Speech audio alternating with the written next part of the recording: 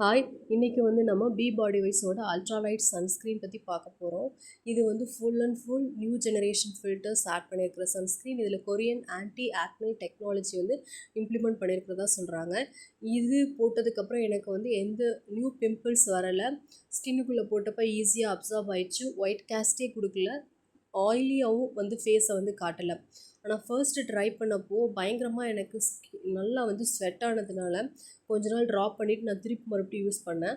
அப்போது என்ன பண்ணேன்னா, அப்ளை பண்ணிவிட்டு ஃபேன் கட்டில் ஒரு 10 மினிட்ஸ் நல்லா ட்ரை பண்ணிவிட்டு வேறு என்னோடய ஒர்க் பார்க்க போனப்போ எனக்கு நல்லா ஸ்வெட்டு நல்லா கண்ட்ரோலாக இருந்துச்சு. என்னோடது காம்பினேஷன் ஸ்கின். நல்லா ஃபேஸில் பயங்கரமாக ஸ்வெட் ஆகும். உங்களுக்கும் ஃபேஸில் பயங்கரமாக ஸ்வெட் ஆகும் அப்படின்னா இது நீங்கள் ஃபாலோ பண்ணிங்கன்னா ஓரளவுக்கு நல்லாவே ஸ்வெட்டை கண்ட்ரோல் பண்ணலாம். ப்ளஸ் இதை தண்ணியில் ஃபஸ்ட்டு நான் போடுறப்ப கரையவே இல்லை. ஷேக் பண்ணப்பையும் கரையலை. ஆஃப்டர் 3 ஹவர்ஸ் கழித்து பார்த்தீங்கன்னா அப்படியே தான் இருந்துச்சு. பட் ஆனால் ஷேக் பண்ணப்போ கரைஞ்சிச்சு. ஸோ என்னென்னா நீங்கள் எவ்ரி 2 ஆர் 3 ஹவர்ஸ் திருப்பி ரீஅப்ளை பண்ணிங்க அப்படின்னா உங்களுக்கு நல்ல சன் ப்ரொடெக்ஷன் கொடுக்கும்.